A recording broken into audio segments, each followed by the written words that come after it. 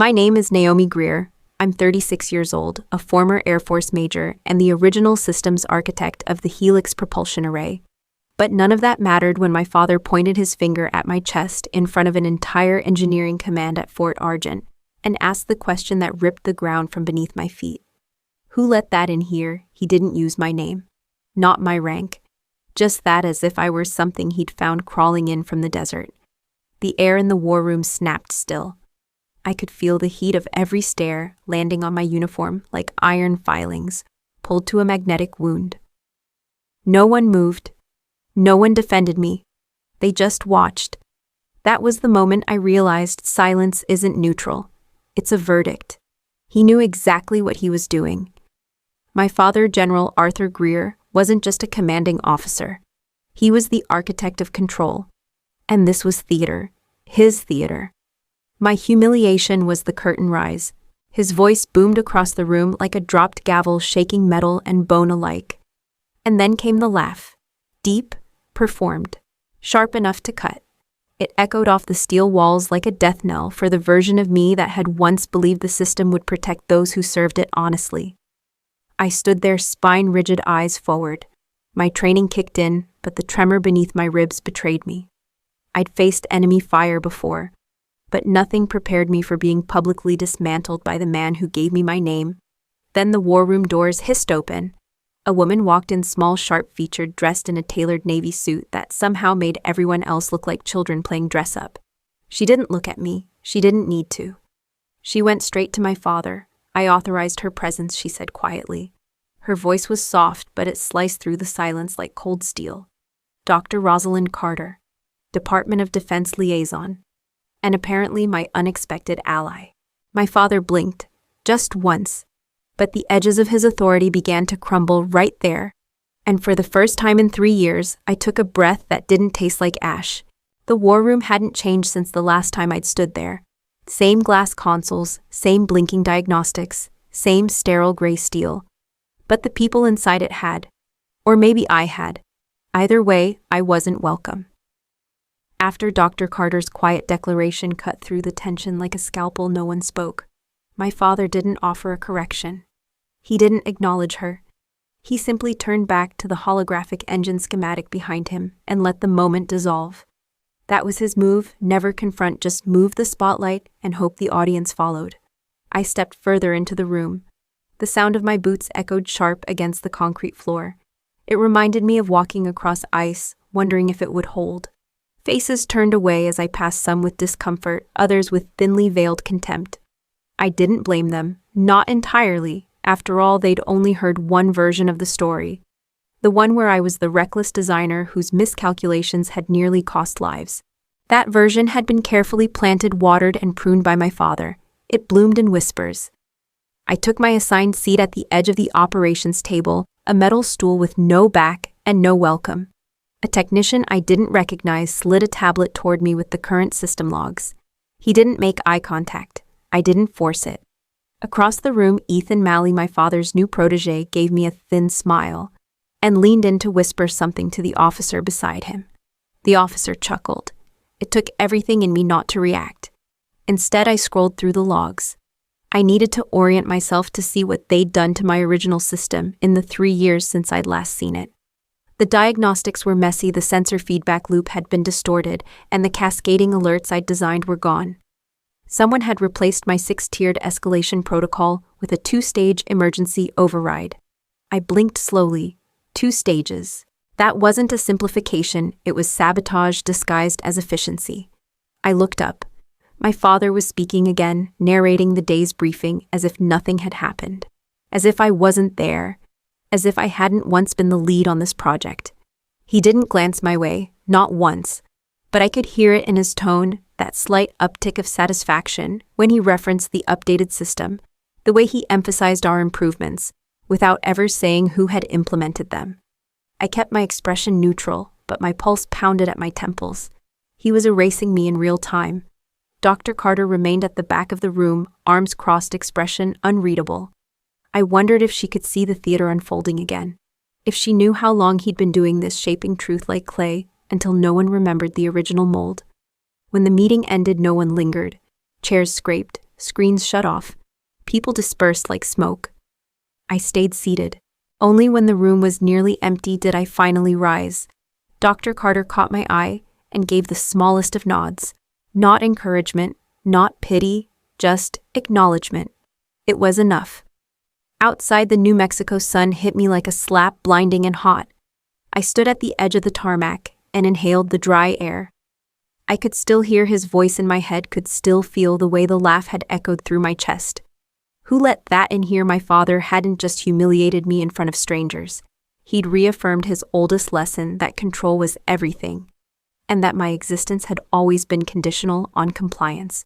But something had shifted, not in him. In me. 3 years ago, I would have walked away from that room in silence. I would have carried the weight like I always did. I would have gone back to my little garage, fixed engines, kept my head down. Not this time. That night, I stayed in the base's temporary quarters, bland, windowless, anonymous. I sat at the narrow desk, my hands resting on the cold plastic surface, and opened the tablet again. I went through the logs line by line, tracing every deviation, every shortcut. The changes weren't just careless, they were deliberate. And for the first time, I didn't just feel wounded. I felt furious. Because now I knew what had been taken from me. And I finally had a way back into the arena. It wasn't the first time he'd done it. The war room performance was just the latest in a long career of carefully orchestrated betrayals. The kind that don't leave bruises, but carve themselves into your memory, like etchings in stone. And as I sat in that sterile base apartment, the air conditioner humming like a distant wasp, I found myself slipping backward 15 years, maybe more. Back to a brightly lit auditorium, to polished hardwood floors and velvet drapes. Back to the stage where he first taught me what it meant to be invisible in plain sight. I was 17, still Naomi then. Not Major Greer, not consultant, not whatever half title they used when they couldn't quite say my name. My hair was longer, my hands less scarred. That night, I stood behind a lectern at the National Engineering Invitational, gripping a gold-plated trophy with trembling fingers. I had just won first place, beating out over 100 other military-affiliated science students from across the country. My design had been a scaled-down zero-loss thrust stabilizer using gyroscopic oscillation and inertial dampeners. I'd built it in our garage using old lawnmower parts and cannibalized sensors from a busted training drone. It was crude, but it worked. It had taken me 9 months, 4 minor electrocutions, and an entire summer of solder fumes and failed equations. And yet I remember almost nothing of the applause. What I remember, what I still hear, is my father stepping onto that stage when they handed him the mic. His uniform crisp, his voice trained to command. He began with a speech about leadership, about discipline, about honor. He gestured to me once, called me his daughter, and then he pointed to the front row. To be honest, he said, smiling broadly for the crowd, I think the real thanks goes to Caleb. He was the team lead. He kept the project focused, pushed Naomi when she doubted herself, and made sure it all came together. Caleb, my younger brother, who had contributed exactly one thing, gluing the poster board together the night before we left for DC. There was a pause, then polite applause, then more. They clapped for him. I stood there, trophy in hand, and felt the world tilt. The weight of it was surreal, like watching a slow-motion collapse, and knowing no one else saw the rubble. My father smiled for the cameras. Caleb beamed from the audience, clueless. I stared at the floor and tried to remember how breathing worked. Afterward, backstage, Caleb came over and clapped a hand on my shoulder. We did it, he said, grinning. Pretty great, huh, we? The word floated between us, untouched, uncorrected. He didn't know, he never had. Because he had never needed to fight for a moment, a title, a single inch of space. Everything just arrived. Handed over as if the universe had drawn a dotted line from birth to applause, with no resistance along the way. My father had taught him that. Later that night, I sat alone in the guest dorms of the conference center, the trophy shoved into a drawer I couldn't bring myself to open. The fluorescent lights buzzed overhead. I remember my hands shaking, not from anger, not even from shame, but from a strange, disorienting realization that I was replaceable. That even my own victory could be repackaged, relabeled, reassigned. There was a knock at the door. Uncle Henry, my mother's brother, stood there still in his wrinkled NASA badge and sun-faded polo. He didn't say much, Just stepped inside, nodded once, and walked over to the desk where I'd laid out my schematics. He looked at them like they were sacred. "They can clap for the story," he said softly, fingers resting gently on the blueprint's edge. "But the machine knows the truth. And so do I. I didn't cry, not then. But something in me loosened, not healed, but less alone. That was the first time I understood the difference between recognition and respect." He leaned in close before leaving and whispered, "You hear engines, Naomi, not just the noise. You hear what they need. Don't forget that. Don't ever let someone shout over it." I didn't. Not then. Not when they pushed me out. Not even when my name was wiped from the Helix database and replaced with Ethan's. And certainly not now. Because the war room hadn't been the first stage he claimed as his own. It was just the latest. But the next one, that would be mine. There are some moments in life that don't fade. They stay sharp, preserved in detail, like an oil stain on concrete. That night after the ceremony was one of them. I didn't sleep. I lay in that narrow dorm bed, staring up at a ceiling that buzzed faintly with fluorescent static, my hands folded over my chest like I was waiting to be buried. The trophy sat on the desk. I hadn't even touched it since I left the stage. I kept waiting for the high to hit, that sense of triumph people talk about when they win something that matters. But it never came. All I felt was weight. Not in the object itself, but in the silence that followed. Then came the knock. It wasn't loud. Just a soft, slow rhythm, like someone didn't want to intrude but also wasn't leaving. I sat up, swung my feet over the side of the bed, and opened the door. Uncle Henry stood there, holding a paper bag of diner coffee and a half-crushed muffin. "Didn't want you to eat conference food," he said, walking past me into the room like it was the most natural thing in the world. He didn't ask if I was okay. Didn't mention the speech. Didn't try to make it better. Instead, he placed the coffee beside the unopened trophy box, looked down at the stack of papers I had shoved into a corner, hand-drawn schematic sensor maps, torque curve drafts, and said very quietly, "These are beautiful." That was the first time anyone had used that word for my work. Not smart, not impressive, not advanced, beautiful. He didn't sit. He didn't unpack a lecture. He simply placed one rough, calloused hand on the top schematic and stood there in silence, the way someone might rest a palm on a piano before playing the first note. Then he said, "This system, this engine, it only listens to one voice, the one who built it. And that voice, Naomi, it's yours. No matter who's got the microphone." I felt something crack inside me. Not like a bone, more like glass under pressure. A break so subtle you can't hear it at first. But it's real. It means the structure is shifting. "You hear them differently," he went on. "Machines, I mean. You don't just read the numbers. You feel when something's off, don't you?" I nodded, slowly, carefully, like I was admitting something sacred. "Don't lose that," he said. "It's not a flaw. It's your compass." He left after that. Didn't linger, didn't hug me. Just squeezed my shoulder once and disappeared into the hallway with the calm of someone who'd lived through louder disappointments. After he left, I pulled the schematics out from under the papers, smoothed them down, and ran my fingers across the ink. They weren't perfect. Some lines were smudged. A few measurements had been corrected in red pen. But they were mine. Every resistor, every feedback coil, every ounce of calibration, it all came from me. And for the first time that night, I remembered how it felt to build it. To coax life from raw metal. Not for awards, not for praise. Just for the satisfaction of seeing it work. That memory, more than the applause, more than the trophy, became the cornerstone of something I didn't have a name for yet. A kind of quiet rebellion. A promise that even if the world got it wrong, I didn't have to. Years later, after the Helix disaster, after the smear campaign, after I packed my entire life into a rusted trailer and drove south with nothing but a duffel bag and 2 notebooks of designs no one wanted, those words stayed with me. The engine only listens to the one who built it. He didn't say it to flatter me. He said it because he knew what was coming. Uncle Henry always knew things before they happened. Not because he saw the future, but because he knew people. He'd worked under generals, project directors, politicians.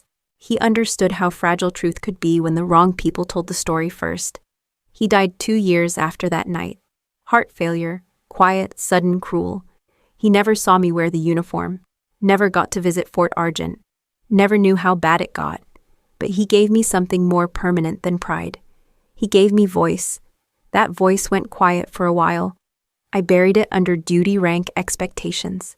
But now sitting alone in that base apartment staring at the war room logs, I could feel it again. Faint at first, like a low-frequency hum in the back of my skull. But it was there, and it was getting louder. I bought the garage with what was left of my discharge pay, 3 credit cards, and a favor I didn't deserve from a friend who didn't ask questions. It sat on the edge of Amarillo's industrial sprawl, a squat rust-flaked box of corrugated steel and scorched memories. Greer Tech Bay wasn't a name I chose out of pride, it was the only thing the county clerk could type when I filled in business owner. I didn't correct her. The first day I walked in, the concrete floor was cracked. The light flickered like a dying star, and the smell old oil mildew forgotten ambition clung to the walls like smoke. It was perfect. There was no rank here, no father, no press releases or performance reviews. Just me, a battered set of tools, and a dream so worn down it didn't even look like a dream anymore. I slept in the loft above the workspace for the first 6 months. No bed frame, just a mattress on plywood. There was a single stovetop coil that tripped the breaker every time I boiled water, and an old portable radio I tuned to static just to feel less alone. But the work was real. I started with tractor engines, local farmers, with cracked belts and bad pumps. Then came busted transmission lines, irrigation sensors, old-school diesel generators that hadn't run since the Clinton administration. Word spread faster than I expected. By the 3rd month, I had people driving in from 2 counties over. They didn't come because I was cheap. They came because somehow I made the machines listen. At first they looked at me like a joke. A woman in her 30s, blonde hair, tied back in a knot, wearing beat-up coveralls, and hands stained with grease. They'd squint, ask if the real mechanic was around. I never corrected them. Just nodded, took the keys, and started the work. There was one guy, an older rancher named Doyle, built like a silo and perpetually red from the sun. He dropped his broken ATV on my lot and muttered, "If you make it worse, I'm not paying." He came back 12 hours later to find the thing humming like it was fresh off the line. He didn't say a word, just stared at it, then at me, then dropped a wad of bills on the bench and walked out. That was the first time I felt something crackle in the air, like maybe I could rebuild something from the rubble. Every night I stayed late. I'd sweep the floor, wipe the grit off my notes, and drink a lukewarm Coors while staring at my wall of sketches. I had one corner pinned with scraps, napkins, torn receipts, backs of gas station envelopes, all of them covered in lines and loops, half-drawn ideas for an auxiliary stabilization unit I'd been obsessing over. It was theoretical, unstable, and absolutely impossible to explain to anyone who hadn't been inside the Helix program. I called it Model H for Henry. I worked on it not for profit, not for recognition. Just to see if I could make something sing again. If I could coax life back into metal without permission, without a signature, without anyone watching. Then one evening, sweaty, sore, and surrounded by the sound of silence, I got an email. No subject, no signature, just a line, "We need your expertise. Transport will arrive, 0800. Discretion is imperative." Attached was a coordinate ping out in the middle of nowhere, buried in desert sand, north of the Palo Duro edge. I stared at it for a long time, longer than I want to admit. I didn't trust it, not fully. But I didn't delete it either, because something about it, its restraint, its precision, its refusal to grovel felt familiar. And beneath my hesitation, a question stirred. What if the engine needs me again? So I packed a bag. Just tools. No uniform, no rank. At 8:00 sharp, a black SUV rolled up with tinted windows and government plates. The man behind the wheel didn't speak. Just nodded once when I climbed in. We drove into the desert for almost an hour. No signs, no towers, just sand sky, and the hum of a vehicle built for silence. We pulled up to what looked like an abandoned cattle station, weather-beaten siding, old windmill blades swaying in the wind. But when we passed through the gate, I saw the cameras. High-res infrared military grade. This wasn't ranch land. And when she walked out to greet me, I recognized her instantly. Short gray hair pulled into a sharp bun. Navy suit. Eyes that sliced straight through bullshit. Dr. Rosalind Carter. She didn't smile. She didn't have to. "Naomi," she said, "let's get to work." The inside of the facility was nothing like the dusty exterior. The moment we stepped through the reinforced door, the temperature dropped 5 degrees, and the air changed. Gone was the scent of sagebrush and sun-baked wood in its place, cool filtered air tinged with ozone and the faint metallic bite of server racks. Dr. Carter walked with intent. She didn't make small talk, didn't look over her shoulder to see if I was keeping up. She knew I would. She knew I had to. We passed through 3 security doors before entering the lab. It was buried underground, sealed beneath concrete and steel, its white walls gleaming under surgical lights. The hum of machines was steady and constant, like a breathing organism made of code and power. And there, mounted on a reinforced cradle in the center of the room, was the engine. Not just an engine, the engine. I recognized its shape instantly, even under the shell of new materials and shielding. The symmetry, the placement of the primary fuel coupler, the stabilizer fins. The bones were mine, Helix. Except now they were calling it something else, Ares 4. "They've tried everything," Carter said, her voice flat. 10 engineers, 2 software teams, a subcontractor from Rhine-Tech. Nothing stabilized the harmonic drift. I circled the machine slowly, my fingers itched to touch it. "To listen," she continued. "They think the architecture's flawed, but I read your original white paper. That design shouldn't be failing, not at this stage, not under these conditions." I stopped in front of the primary logic core. There was a slight misalignment, maybe 2 millimeters off. Invisible to anyone who hadn't spent 2 years refining the spacing of every internal array. "It's not broken," I said quietly. "It's out of tune." Carter said nothing. She just handed me a tablet and nodded toward the diagnostics terminal. "Do what you do." For 2 days I didn't sleep. I barely ate. I lived in the hum of that lab, curled around the engine like a priest at the altar. I read every log, every subroutine, every overwritten patch. They were looking for big answers, catastrophic faults, voltage surges, complete system dropouts. But machines rarely shout when they fail. They whisper, and this one had been whispering for years. It started with a stutter, 0.02 milliseconds, buried inside the injection loop. The automated diagnostics flagged it as within tolerance. But tolerances don't account for instinct. They don't account for the subtle rhythm shifts an engine makes when it's trying to correct itself and no one's listening. I listened. With the tablet in one hand and a wrench in the other, I began sketching adjustments, a recalibration of the regulator logic, a rebalancing of the harmonic stabilizers. It wasn't flashy, it wasn't revolutionary, it was attentive. On the morning of the 3rd day, I presented my findings to Dr. Carter. She sat across from me in the glass-walled conference room, hands folded, eyes sharp. She didn't blink as I walked her through my logic. She didn't interrupt. And when I finished, she sat back, exhaled, and said, "You're not just fixing it. You're communing with it." It wasn't praise, it was observation. Then she slid a thick envelope across the table, a consultant contract, government seal, clearance reinstatement, full authority within the Helix restoration team. My throat tightened, but I didn't reach for the pen. Instead, I looked at her and asked the one question that mattered. "Do you believe me?" She didn't hesitate. "I do. And I've seen the original design files. They don't match what the board approved.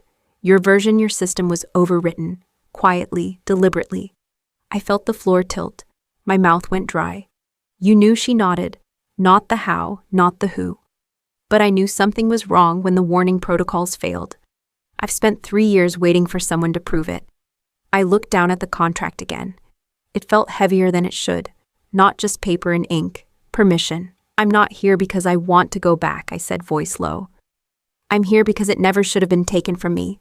Dr. Carter smiled just slightly. "Good. Because I don't want the woman they pushed out. I want the one they were afraid of." I signed. In that moment, everything snapped into focus. Not anger, not revenge. Purpose. I wasn't the daughter of a general. I wasn't the cautionary tale. I was the voice the machine had been waiting for. They didn't clap when I walked back into Fort Argent. Of course they didn't. No one greeted me. No one nodded. No one said welcome back. But I didn't expect them to. Word travels fast in the corridors of military research. especially when that word is controversial. My return had already made the rounds passed from terminal to terminal like a virus. She's back. Under Carter's authority, the one who caused the Helix crash. And though no one said it to my face, I could see it in their eyes. What is she doing here? Dr. Carter had warned me. They'll see you as a threat, Naomi. Let them. It didn't take long for that to become real. The first briefing was scheduled within hours of my return. I walked into the operations bay and found my old design projected in fragmented 3D. Above the central table, overlaid with so many tweaks, modifications, and mismatched parameters, it barely resembled the thing I built. At the head of the room stood Ethan Malley. He wore the polished look of someone who'd grown used to holding authority without having to earn it. His shirt was crisp, his watch expensive, and his smirk, ever so slightly smug, tightened when he saw me enter. Well, he said, voice light and theatrical. The desert engineer returns. There was a brief, awkward chuckle from someone near the back. Not cruel, just complicit. I took my seat without a word. Dr. Carter sat 2 chairs down, a silent signal of where real authority lay. But she didn't interfere, not yet. She was waiting to see if I could hold my ground. Ethan turned to the team and continued the briefing. He highlighted a minor pressure inconsistency as the root cause of the Helix instability and presented a revised patch that amounted to little more than a delay protocol. It's a simple fix, he said, projecting confidence.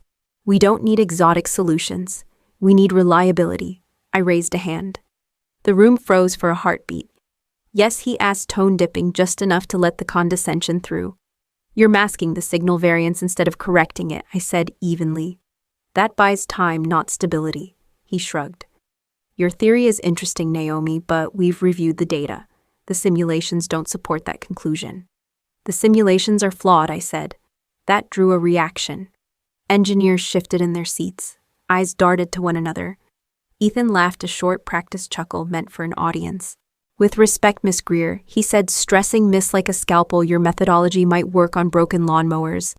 But this is a multi-million-dollar propulsion system. We deal in evidence here. I looked at him for a long moment, then at the team, and I realized something. They weren't convinced, but they weren't loyal to him either. They were waiting to see who would blink first, who would break. I didn't give them the satisfaction. I'll draft a counter-proposal, I said, based on the original design tolerances. If you have the integrity to run it, I think you'll be surprised. No one spoke. Ethan waved a hand as if dismissing a mosquito. Feel free, he said, but we'll stick with what's already past validation. He thought that was the end of it. He thought I'd sulk, retreat, maybe even leave. But I wasn't here to win arguments. I was here to expose truth. That night, I sat alone in the temporary quarters again. The walls were still as blank as the first time, but the woman inside them wasn't. I reviewed the logs Carter had given me, cross-referenced timestamps, error reports, validation sequences. And then I saw it, something tiny, almost insignificant. A metadata trail attached to a routine update logged 3 years ago at 2:27 a.m. The update that stripped out my 6-stage escalation protocol and replaced it with a binary fallback. The signature attached to the change was buried deep in system metadata, but it was there, A.G. Arthur Greer, my father. He hadn't just overruled me. He hadn't convened a review board or run it through command or consulted the engineering team. He did it himself, in the dead of night, and then he let me take the fall. The realization settled over me like frost. Not a mistake, not a miscalculation, deliberate. I stared at the screen, every part of me screaming to do something. But I didn't move. Not yet. Because now I had confirmation. Now I had motive, but I still needed proof. And I would find it. The first call came just after midnight. I was still sitting at the desk, the tablet screen casting a sickly green hue across the walls, when the phone buzzed. No contact name, no preview, just a blank, silent number blinking at me like a warning. I knew who it was before I even answered. Naomi. My father's voice came through, calm, almost pleasant. The voice of a practiced diplomat. A man who'd been giving orders so long, he'd forgotten how to ask for anything. You're making waves again, he said, as if we were discussing a dinner seating arrangement and not the career he had deliberately destroyed. I didn't reply. I waited. He continued, tone smooth like polished brass. I've heard you've been challenging some of Ethan's protocols, digging into old files, raising questions that were long since settled. I leaned back in the chair, fingers curling loosely around the armrest. They weren't settled. They were buried. A pause. Just a beat. Then the warmth in his voice vanished. "You're not in command here," he said. The edge beneath the words sharpened a coldness I recognized from years of hearing it across briefing tables and kitchen counters alike. "You're a consultant, a guest. Don't confuse access with authority." There it was, the real voice, the one that always arrived after the pretense had worn thin. I stood pacing slowly across the narrow room. "You stripped out a critical failsafe. You altered the core logic without chain of command approval, and you signed it yourself. I've seen the metadata, Arthur. I never called him that, Arthur, but I wanted to hear how it landed." The silence stretched. When he spoke again, his voice was low, controlled. "I improved your design. It was too ambitious, too fragile. We couldn't afford more delays. You left me no choice." I stopped walking. He sounded so certain, so righteous. "You had every choice," I said. "You just didn't want me to have credit." "Don't make this personal," he snapped. "It is personal," I replied, deadly calm. "You made it that way the moment you erased my name." He exhaled a hard, sharp sound like metal striking glass. "You're making a mess. For the program, for the department, for your brother." I blinked. There it was, the pivot. When they can't control you through logic, they try guilt. "Caleb's contract renewals are coming up," he continued more gently now. "If this scandal grows, it won't just affect me. You know how this works. Optics matter." My throat tightened. Caleb. Always the golden son, always protected even from consequences he didn't understand. "You've used him as a shield since we were kids," I said quietly. "You taught him to believe the stories you wrote. But this one, I'm the author now." "I'm warning you," my father said, voice flat, deadly. "Let this go. Walk away while you still have some dignity left." I didn't respond. I ended the call. Not 30 seconds later, the phone buzzed again. This time it was my mother. I hesitated, but I answered. Her voice was brittle from the start, frayed at the edges like she'd already been crying or practicing how to sound like it. "Naomi, baby." "What are you doing?" she said, barely above a whisper. "You heard already."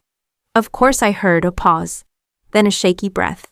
"Do you really want to destroy everything your father built, his whole career, 40 years, his reputation?" My reputation was never worth defending, apparently. She didn't reply, just sobbed quietly. I'd heard that sound before, when I got passed over for command, when I was sent home after the Helix explosion, when I called her that first night, my voice breaking from disbelief. And she responded by telling me maybe I'd just been too emotional in my reports. "You don't understand what this will do to the family," she whispered. "To your brother." I felt something harden in my chest. "I'm the family," I said. She gasped, half wounded, half scandalized. "No, Naomi. You're dividing the family. Can't you just let the past go? Start fresh? He's your father." "No," I said. "He's a general.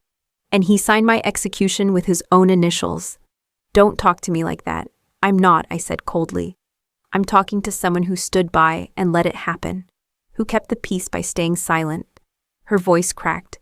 "Don't you dare," I cut in quiet and firm. "And I'm done playing the role you assigned me." I hung up. My hand trembled for a moment, hovering over the screen, waiting for it to buzz again. It didn't. And I realized something. The worst part of betrayal isn't the moment it happens. It's how long you wait for them to admit it afterward. How long you beg silently for a truth they never offer. That wait ended here. Tonight. Sleep was no longer an option. After the calls from my father and mother, something shifted. The kind of shift you don't come back from. The ache of betrayal had always lived inside me like a dull background noise. But now it had morphed into something sharp, cold, clear. I wasn't grieving anymore. I was preparing. I slid the blackout curtain shut over the single window in my quarters, turned off the lights, sat down at my secure terminal, the one Dr. Carter had requisitioned for my use, and took a long, slow breath. Then I began to work. The first step was simple: access the Helix archives using my temporary clearance. But clearance wasn't what I needed. Not really. What I needed was to disappear inside the system. I slipped beneath the surface using old tools from my technical intel days. I'd been trained years ago in how to trace back-end network structures, how to find the places people forget to scrub when they're rushing to hide something. Not the polished files in the engineering directory, not the official logs signed and dated and conveniently empty of anything controversial.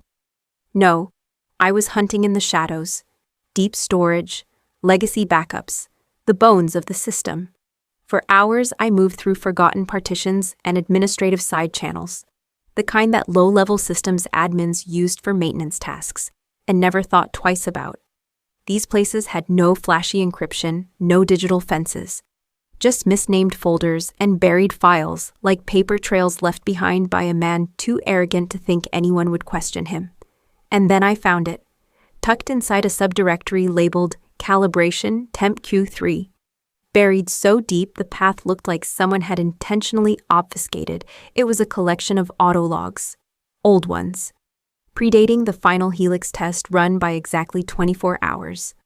I opened the first file, and there it was, my original code, 6-stage cascading alerts, pressure gradient fallback, vibration thresholds tuned to real-time environmental variance, everything I'd designed, still intact, time-stamped, verified. Then came the change, a single override entry.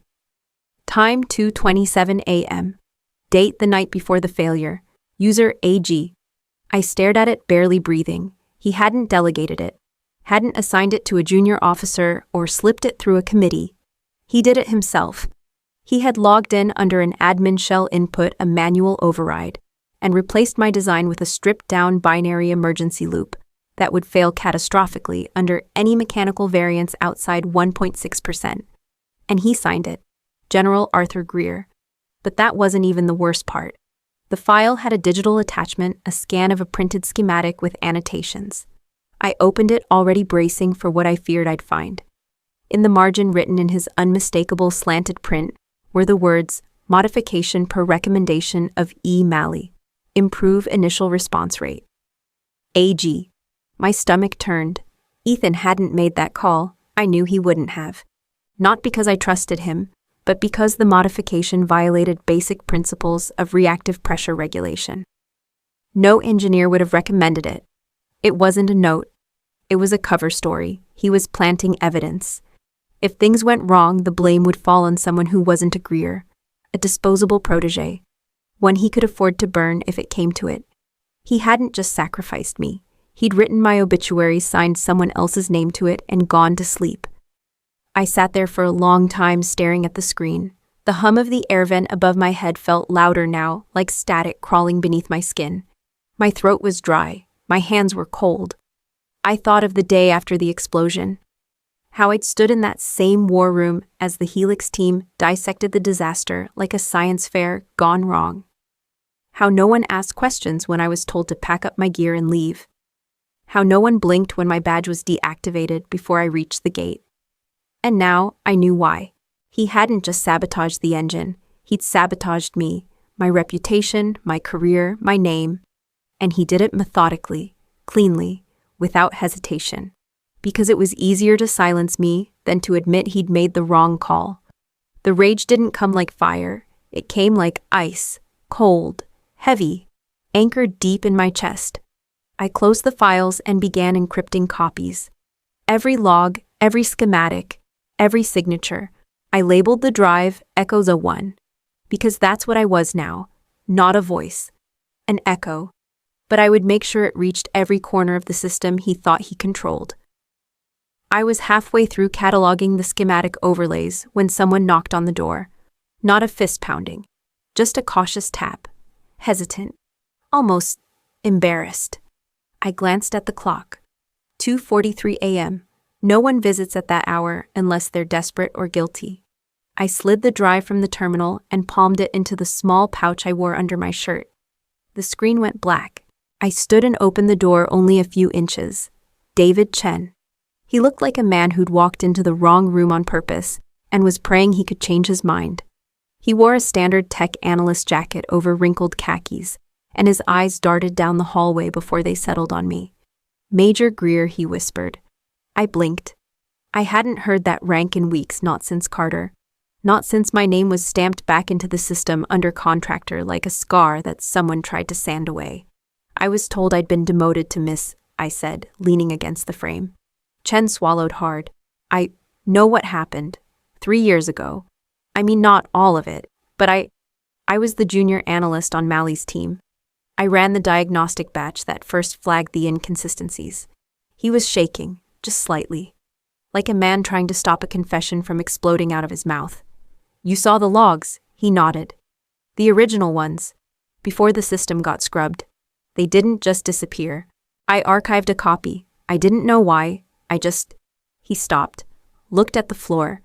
You knew something was wrong, I said. His eyes found mine again. Yes. But I didn't say anything. I had a new baby, a mortgage. I told myself it was just a glitch, that it wasn't my fight, that I didn't have the full picture. You do now. He pulled a small USB drive from his jacket pocket and held it out with both hands like it weighed more than it looked. I didn't reach for it immediately, not because I didn't want it, but because I knew what it had cost him to bring it to me. I saved it on a personal partition, he said. Unconnected. It's the raw feed, unfiltered, including the timestamp logs from the last edit session. I took it. The plastic was warm from his hand. It'll back up what you already found, he added. Maybe even fill in the rest. Why now? Chen's throat worked against the knot rising in it. Because when I saw what they did to you in that room last week, I realized I was still complicit. And if I didn't speak up now, I never would. I stared at him. This small, quiet man with guilt in his spine and truth in his hands. You did the right thing, I said. He gave a jerky nod and took a step back. I have to go, he whispered. If they know I came here, they won't, I said. No one saw you.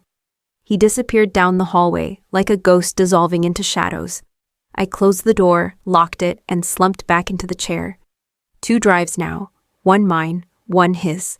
Together they told the story, before and after. Truth and betrayal. The cover-up and the cost. I plugged Chen's drive into the terminal and waited. His backup wasn't just helpful, it was definitive.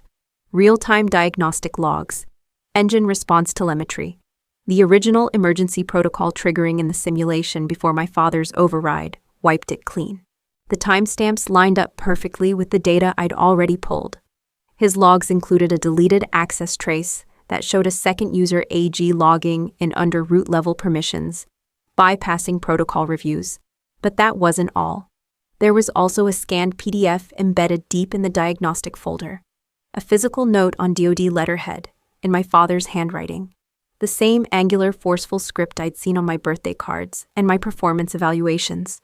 Override required due to design instability.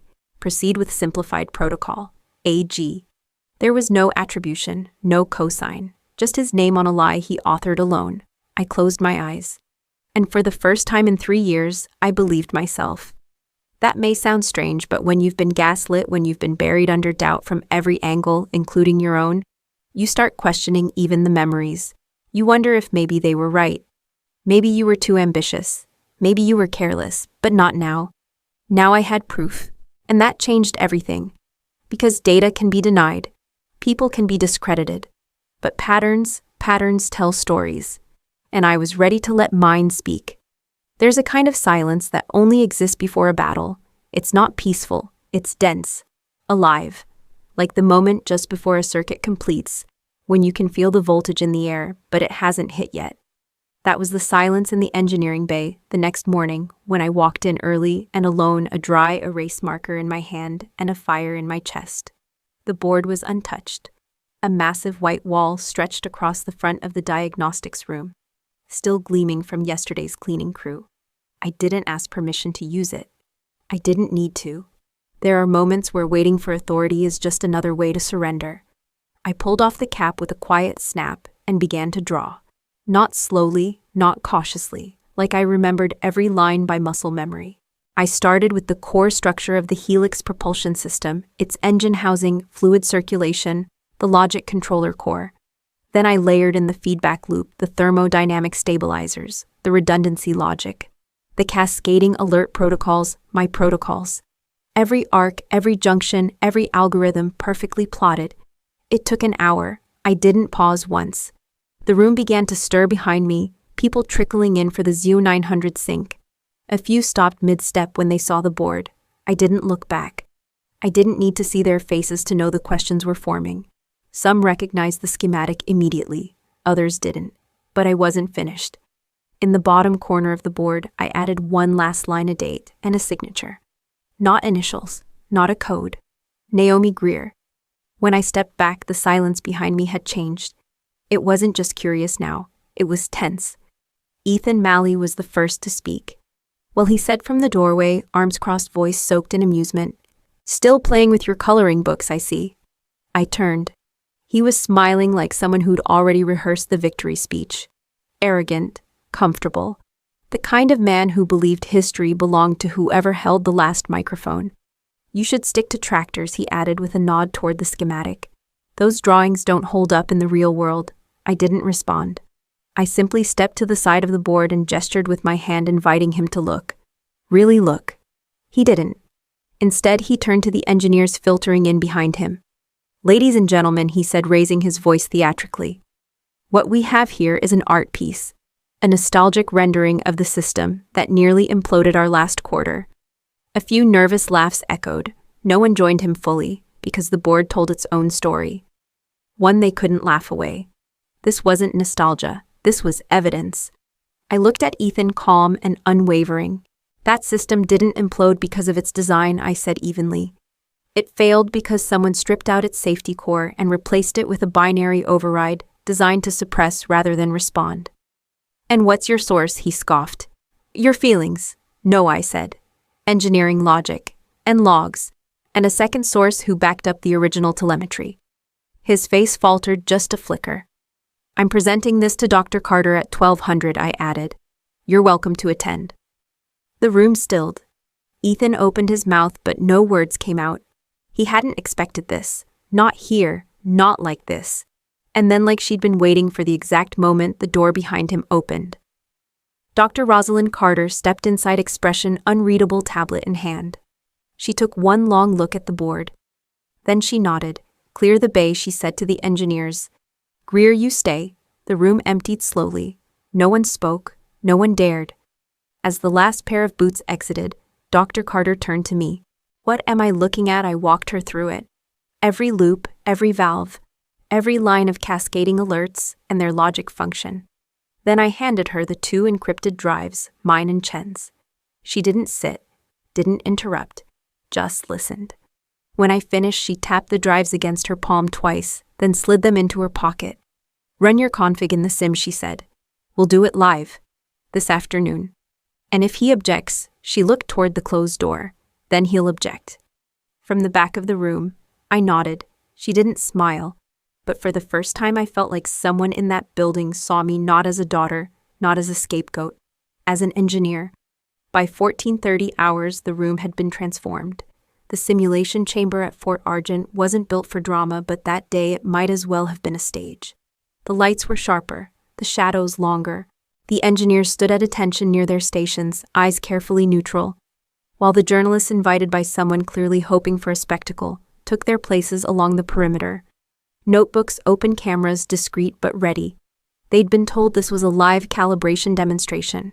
What they hadn't been told was that they were walking into the fallout zone of a war no one had acknowledged yet. I stood at the far end of the control console. Ethan Malley took center position like a conductor preparing his orchestra. My father stood behind him, arms folded, every inch of his posture radiating control. General Arthur Greer, flawless as ever, dressed in civilian Navy slacks, and an expression that said, "This is already over." Dr. Carter entered without fanfare. She gave no opening remarks. She didn't need to. Run the current configuration, she said calmly. Ethan tapped a few keys. The simulation spun to life.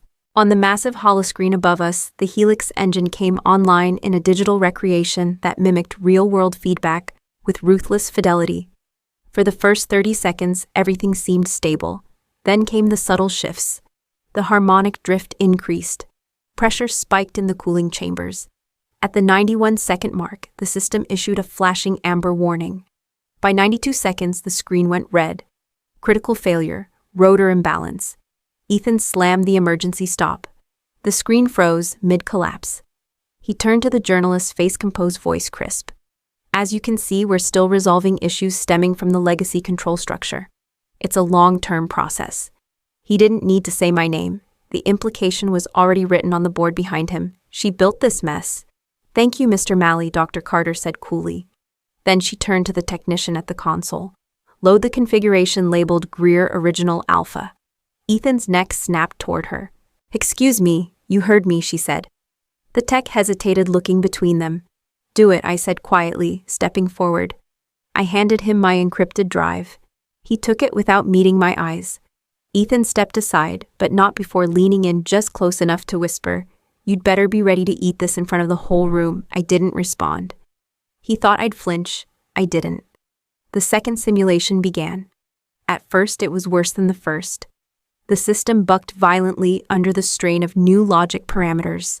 The alarms screamed. Warnings flooded the console. Gasps rippled through the room. "She's crashing it," someone whispered. "Pause simulation," I said firmly. All eyes turned to me. I stepped up to the console and manually adjusted 3 settings. My fingers didn't tremble. Fuel mix ratio, coolant loop timing, harmonic sync rate. Then I closed my eyes, and I listened. The numbers weren't noise, they were rhythm, pulse, tone, breath. I opened my eyes. Resume, the screen flickered and then stabilized. Amber turned to green. Alarms faded. At 92 seconds, nothing failed. At 180, the efficiency climbed 6.3% beyond spec. At 300 seconds, the system purred. Not a single error, not one. And in the silence that followed, all eyes turned not to the screen, but to me. The silence that followed was heavier than any explosion. No one clapped, no one moved. For a long suspended moment, the only sound in the room was the soft hum of the simulation engine winding down, steady, clean, undeniable. I stepped back from the console. The numbers were still on the screen. 300 seconds. 0 failure. 7% efficiency gain. Proof. But I wasn't watching the data anymore. I was watching faces. One by one, the engineers lowered their eyes from the screen. The technician who had loaded my drive blinked twice as if he was waking up from a dream. The 2 civilians from Defense Tech Weekly whispered something to each other, glancing between their notes and the output log. Even Ethan had gone still. His arms dropped to his sides. The smirk was gone. All that remained was a stunned kind of vacancy, like the ground had shifted beneath him and he didn't know where to put his feet. And then there was my father, General Arthur Greer. He hadn't moved, not once during the simulation. He stood at the edge of the room like a relic, perfect posture, perfect stillness, face carved into a neutral mask. But I knew him too well. I knew what silence meant to him. He wasn't composed. He was cornered. Dr. Carter stepped forward, slow and deliberate. Her eyes scanned the output on the hollow screen, then the faces in the room. When she spoke, her voice was calm, but sharp enough to cut metal. "The output matches your original design specs." "Yes," I said. "And the override protocol that replaced this configuration, who approved it?" I met her gaze evenly. "Arthur Greer. At 2:27 a.m. 3 years ago. I have the logs, the admin signature, and a scanned note written in his hand." A gasp came from somewhere near the back. Dr. Carter nodded once slowly. "I assume you've already made copies." I didn't smile. "Yes, ma'am." She turned to face the room. Effective immediately, she said, her voice rising just enough to carry, "The current configuration will be suspended pending full investigation. We will reopen the Helix failure review with all new evidence presented. Any attempt to interfere with this process will be considered obstruction." Then she looked directly at Ethan. "You're dismissed." His mouth opened, then shut. He stepped back. The color drained from his face. And then finally Dr. Carter turned to my father. She didn't yell, she didn't accuse. She just said, "General Greer, a formal inquiry will be initiated. I suggest you speak to counsel." For the first time in my life, I saw the man falter. Not theatrically. Not in some cinematic fall from grace collapse. No, it was smaller than that. His eyes, always so cold, so certain, blinked once, then again. His jaw twitched, and his hands, which had been so perfectly still, curled inward as if searching for something to hold on to. But there was nothing. No rank, No shield, no script. He turned to me. There was no apology in his eyes, but there was something else. Fear, not of consequences, but of irrelevance. And then he walked out. Not with his chin high, not with his shoulders back, just out. No one followed. The room didn't applaud, but they didn't look away either. I turned toward the screen one last time. The numbers still glowed green. The simulation's hum still rang in the air like a song that had finally been played right. This wasn't just a correction, it was a reckoning. The fallout came fast. By the next morning, headlines were already circling through defense news channels and encrypted forums, simulation reveals, design sabotage in Helix project. General under review. They didn't name him directly, not yet, but everyone inside the system knew exactly who it was. Ethan Malley was escorted off the base by noon. No fanfare, no press release, just gone. A ghost with a bad clearance trail behind him. Dr. Carter kept me updated in the tight, precise briefings. The Department of Defense had launched an internal investigation. My name had been re-entered into the official Helix design logs as original systems architect. My consultant status was converted to lead engineering authority. My security clearance reinstated. Full. It should have felt like victory. Instead, it felt like exhaling after holding your breath for too many years. I didn't celebrate. There was nothing to toast, just wreckage to walk away from. 2 days later, I was back at my temporary quarters, packing up for the flight home, when my phone rang. I stared at the screen. "Caleb?" I answered. "What the hell did you do?" he spat before I could say anything. "You destroyed him. You destroyed everything." His voice cracked not from grief, but from panic. "You don't even understand, Naomi.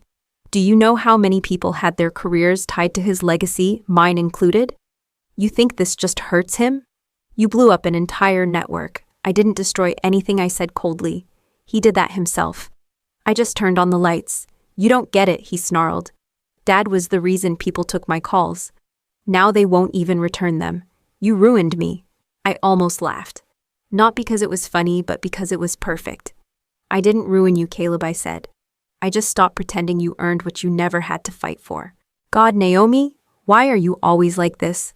Always righteous, always above everyone else." "No," I said, cutting him off. "I'm just done. With the rewriting, the silence, the loyalty tax." He fell silent, and for the first time, I didn't wait for him to respond. I ended the call, and I blocked his number. There wasn't even a pause. No wait, no sting, just relief. 3 days later, back in Amarillo, the dust from the desert had barely settled when he came. I heard the sedan before I saw it. Black government issued slow enough to sound deliberate. I was under the hood of a broken-down F-150 when the door opened and the footsteps came crunching across gravel. He looked smaller. Not physically, but the way time strips a person of projection when no one's watching. Arthur Greer was out of uniform, civilian slacks, wrinkled collar, his face gaunt in the harsh Texas light. The man who once filled war rooms with silence now couldn't seem to meet my eyes. "I never meant for it to go that far," he said. "You have to know that." I wiped grease from my hands slowly. "You didn't come here to lie to me again, did you?" He winced. "I thought I was protecting you." "No," I said. "You were protecting your control." He opened his mouth to argue, but then stopped. Because he knew I was right. I reached into my pocket and pulled out the West Point ring he'd once placed on my hand during my graduation. I held it for a moment, then stepped forward and dropped it into his palm. It looked absurdly small there. "I'm giving this back," I said. "Not out of spite. Just clarity. I don't need your legacy anymore." He said nothing. He didn't follow when I walked back into the garage, didn't knock again when I pulled the bay door shut. He just stood there, one man in a dying silhouette, alone in the dust. And this time, I didn't look back. A year later, the quiet feels different. Not empty, not lonely, just earned. I still live in Amarillo. The garage has doubled in size, but the heart of it hasn't changed. We call it the Henry Project now, a tuition-free training space for female veterans who've been overlooked, underestimated, or told they had no place in machines or leadership. They come here tired. Some still wear the weight of ranks that no longer open doors. others just need someone to stop talking long enough to listen. That's what we do here. We listen. I teach the way Uncle Henry did, with patience, with dirt under my nails, and with trust that you can't force a system to respond. You have to earn its rhythm. You have to persuade it. Most days I'm under the hood of something old and stubborn, alongside a woman who once led convoy units across Kandahar and now struggles with a stripped bolt on a John Deere carburetor. I don't correct her. I hand her a wrench and say, ask it what it needs. And every time, every single time, she finds the answer. A few months back, a thick envelope came in the mail. Navy SEAL, formal language. It was from Dr. Carter, my rank major, fully reinstated. Back pay, new clearance. A position waiting in D.C. if I wanted it. Director of Applied Systems at a federal innovation lab. I read it once, then folded it and tucked it into a drawer beside Uncle Henry's old schematics. Not because it didn't matter, but because I no longer need someone else's title to measure my worth. I've already built something better.